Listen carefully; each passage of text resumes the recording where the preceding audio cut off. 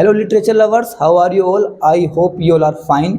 जैसे कि आपको पता है कि हम एक क्रोनोलॉजिकली ऑर्डर में हिस्ट्री ऑफ इंग्लिश लिटरेचर कर रहे हैं अपनी, और हमने ऑगस्टन पीरियड तक कर लिया है। लास्ट क्लास में हमने ऑगस्टन पीरियड स्टार्ट कर दिया था, हमने एक बेसिक स्ट्रक्चर समझ लिया था, यानी पॉलिटिकल स्ट्रक्चर हमने ऑगस्टन पीरियड का कंप्लीट कर लिया है। आज की क्लास हम वहीं से कंटिन्यू करने वाले हैं जहां से हमने लास्ट क्लास छोड़ी थी। तो आज की क्लास में हम ऑगस्टन पीरियड का ही लिटरेचर डिस्कस करने वाले हैं, ठीक है। तो आज की क्लास में हम समझते हैं लिटरेचर इन ऑगस्टन पीरियड। मैं मिलता हूं आपको क्लास के लास्ट। अगर हम ऑगस्टन एज की लिटरेचर की बात करें तो इस एज में हमें लैटिन लैंग्वेज का रिवाइवल देखने को मिलता है, यानी पुराने जमाने की पोएट्री, पुराने जमाने की पोएट्री की झलक देखने को मिलती है। यहाँ पुराने जमाने की पोएट्री का मतलब है क्लासिकल पोएट्री। इसकी वजह यह थी कि इस पीरियड के राइटर्स क्लासिकल वर्क्स को फॉलो कर रहे थे। क्लासिकल वर्क, अब क्लासिकल वर्क्स का इंग्लिश में ट्रांसलेशन हो रहा था बहुत ज्यादा इस टाइम पर। इस एज में ऑडियंस को नेचर में कोई भी दिलचस्पी नहीं थी। सटायर बहुत ज़्यादा फेमस हो रहा था इस पोएट्री में। अब देखिए, ऑगस्टन एज में पोएट्स का एक ग्रुप था जिसका नाम था the graveyard school of poets. अब देखिए, इन लोगों को the graveyard school of poetry के नाम से इसलिए जाना जाता है क्योंकि ये मौत, बर्बादी, दुख, मातम ऐसे विषयों पर ज़्यादातर लिखते थे। जैसे कि हमें पता है कि ग्रेवयार्ड का मतलब ही होता है कब्रिस्तान। ये पोएट इलेजी फॉर्म ऑफ पोएट्री का यूज किया करते थे।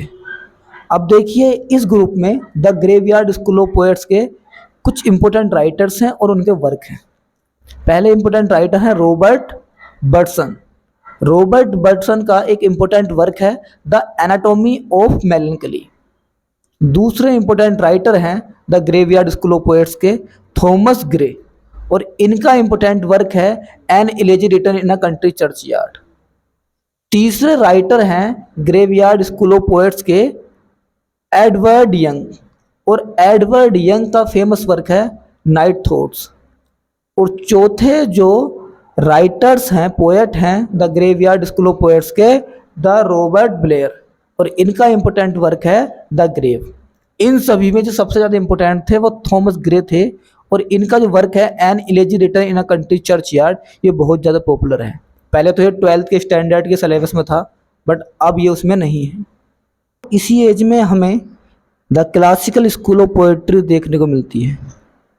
अभी क्लासिकल स्कूल ऑफ पोएट्री क्या थी हम आपको पहले ही बता चुके हैं कि ऑगस्टन एज में जो पोएट्री थी वो क्लासिकल फॉर्म में थी।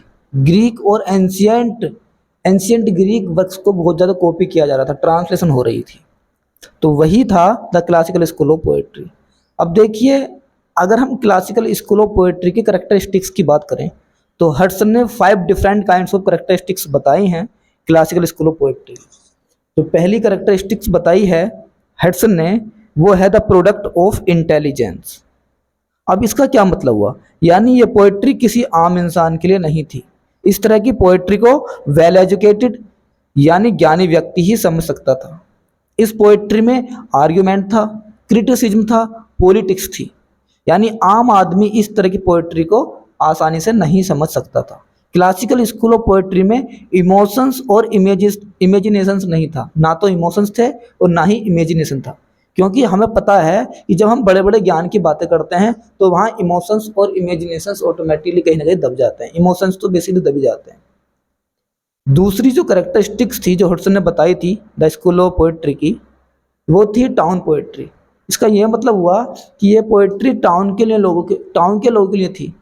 जो टाउन के लोग थे उन्हीं के लिए ये पोएट्री थी, क्योंकि वहीं पर एजुकेटेड लोग थे। ये लोग ही इसे ज़्यादातर पसंद करते थे। क्लासिकल स्कूल ऑफ पोएट्री को ज़्यादातर जो लोग पसंद करते थे वो टाउन के लोग ही पसंद करते थे।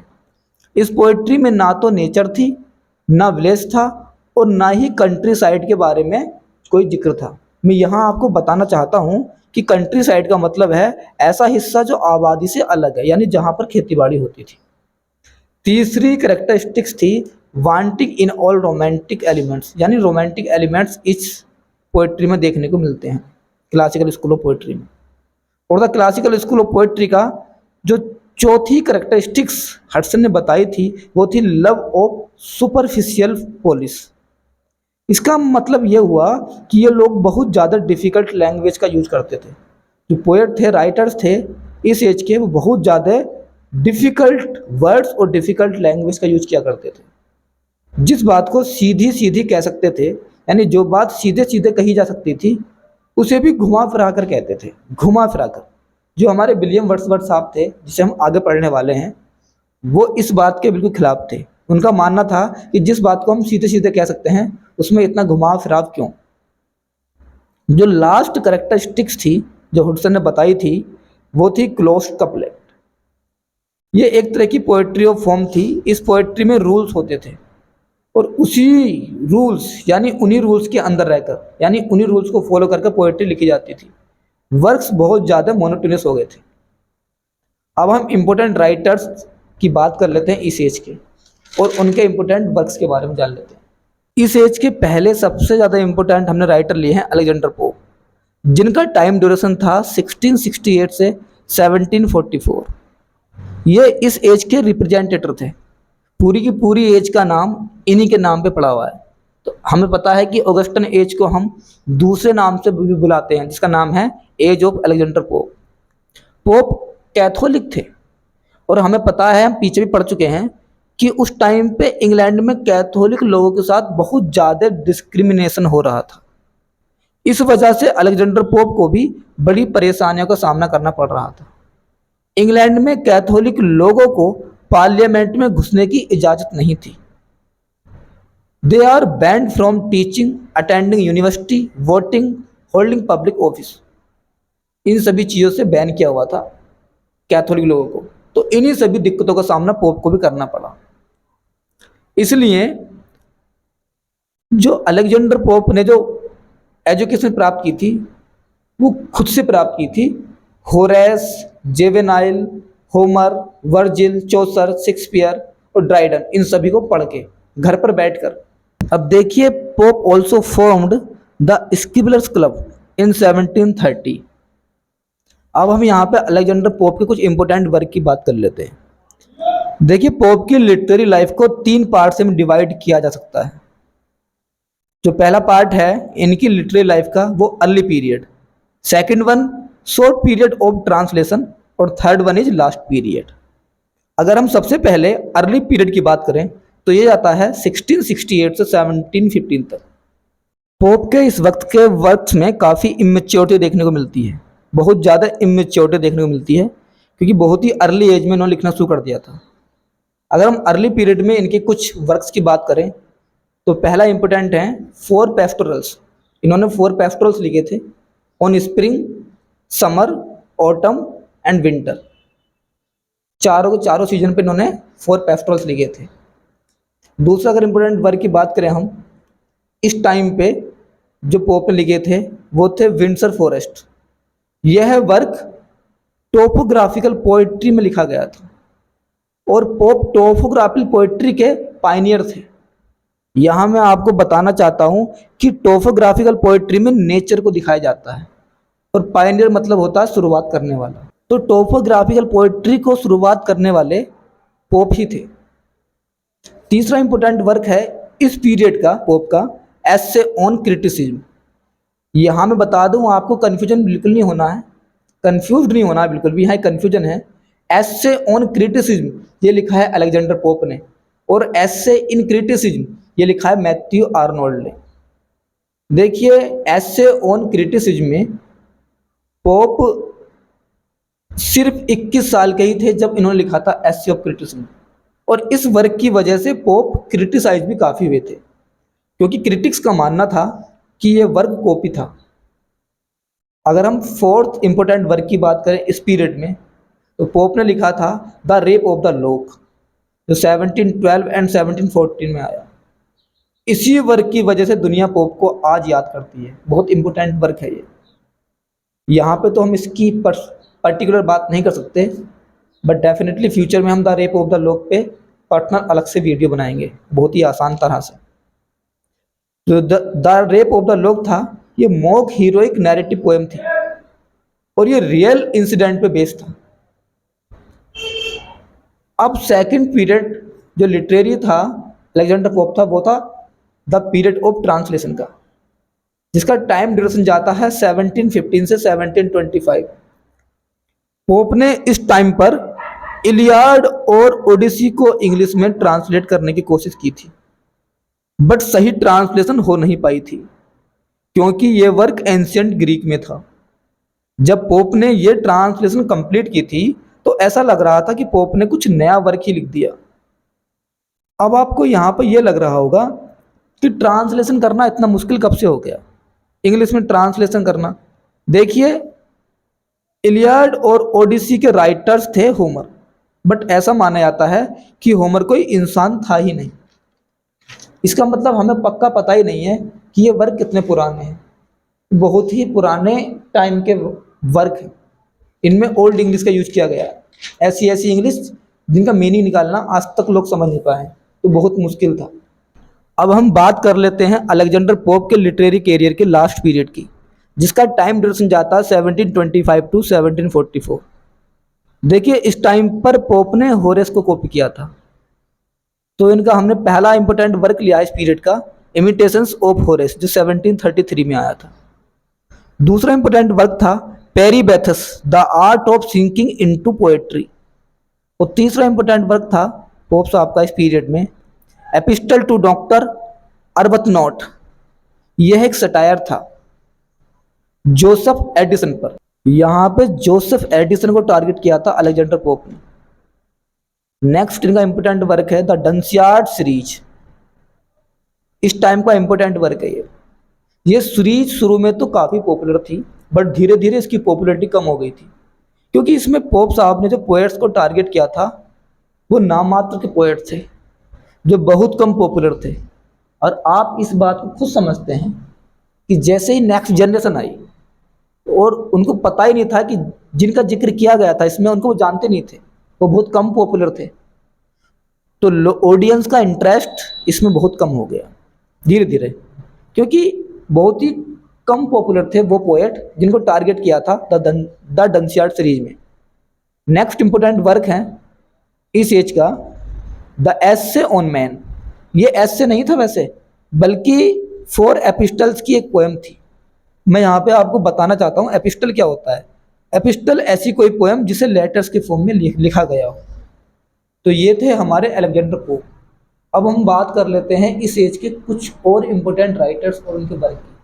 दूसरे इम्पोर्टेंट राइटर हैं इस एज के जोनाथन स्विफ्ट, जिनका टाइम ड्यूरेशन था 1667 से 1745। ये एक एंग्लो आयरिश थे, सटायरिस्ट थे, पोएट थे, एसेफ थे। इनके डिफरेंट पेन नेम्स थे जो आप देख सकते हैं, M B Drapier, Lemuel Gulliver, Isaac Bickerstaff. Jonathan Swift Horatian and Juvenalian satire के लिए जाने जाते हैं। अभी जो होरेसियन सटायर था इसका नाम पड़ा था एक रोमन सटायरिस्ट थे होरेस उसके ऊपर, और जुवेनेलियन सटायर का नाम पड़ा था एक रोमन सटायरिस्ट थे जुवेनेल उसके ऊपर। अब देखिए, हम कुछ इंपोर्टेंट वर्क्स की बात कर लेते हैं स्विफ्ट के, तो वो इस प्रकार हैं। अ टेल ऑफ टव जो 1704 में आया, गुलिवर्स ट्रेवल 1726 में आया, the battle of the book 1704 में आया, द ड्रीपियर्स लेटर 1724 में आया, द जर्नल टू स्टीला 1766 में आया। नेक्स्ट इंपोर्टेंट राइटर हैं इस एज के जोसेफ एडिसन, जिनका टाइम ड्यूरेशन जाता है 1672 से 1719। ये किटकैट क्लब के मेंबर थे, पार्लियामेंट के सदस्य थे, ये एसेफ थे, पोएट थे, प्लेराइट थे, पॉलिटिशियन तो थे। ये फाउंडर थे द स्पेक्टेटर के। स्पेक्टेटर में टोटल 555 एसेस थे, जिनमें से 236 स्टीली ने लिखे और 274 एसेज एडिसन ने लिखे थे। अब हम कुछ इंपोर्टेंट वर्क्स प्लेज की बात कर लेते हैं एडिसन के। तो कुछ इंपोर्टेंट प्ले थे, लिबरेटो 1707 में आया, कैटो अ ट्रेजेडी, ये एक ट्रेजेडी थी 1713 में आई। The Drummer a comedy play था जो 1716 में आया। नेक्स्ट इंपोर्टेंट राइटर हैं इस एज के डैनियल डीफो, इनका ओरिजिनल नेम था डैनियल फो। और इनके अगर इंपोर्टेंट वर्क की बात करें हम, तो appeal to honour and justice, the family instructor, a journal of the plague year, Robinson Crusoe 1719 में आया, और इसी का रॉबिन्सन क्रूसो का एक सिक्वल आया बाद में, the farther adventure of Robinson Crusoe 1719 में आया था। नेक्स्ट इंपोर्टेंट राइटर हैं इस एज के सैमुअल रिचर्डसन, जो 1689 से 1761 तक टाइम ड्यूरेशन रहा था। और इनका इंपोर्टेंट राइटर था, सॉरी इनका इंपोर्टेंट वर्क था पैमेला और वर्च्यू रिवार्डेड, जिस जो आया था 1740 में। ये फर्स्ट इंग्लिश नॉवेल कंसिडर किया जाता है। नेक्स्ट इंपोर्टेंट राइटर हैं हेनरी फील्डिंग, जिनका टाइम ड्यूरेशन रहा था 1707 से 1754 तक। इनका इंपोर्टेंट वर्क था जोसेफ एंड्रूज, जो 1742 में आया, एक नॉवेल था।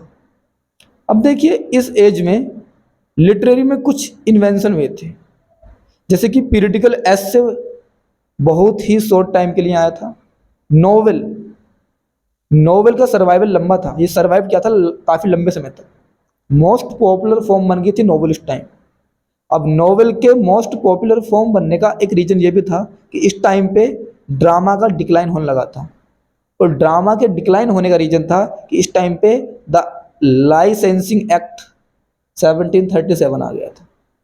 तो ये था हमारा ऑगस्टन एज पूरी तरह से। नेक्स्ट क्लास में हम एज ऑफ सेंसिटिविटी की बात करेंगे। So thank you guys video complete देखने के लिए। और अगर आपको हमारा प्रयास अच्छा लग रहा है, आपको कोशिश अच्छी लग रही है, और अगर आप चैनल पर नए हैं तो चैनल को सब्सक्राइब कर लो, ज़्यादा से ज़्यादा शेयर करो और प्यारी प्यारी कमेंट कीजिए। मिलते हैं नेक्स्ट क्लास में, बाय।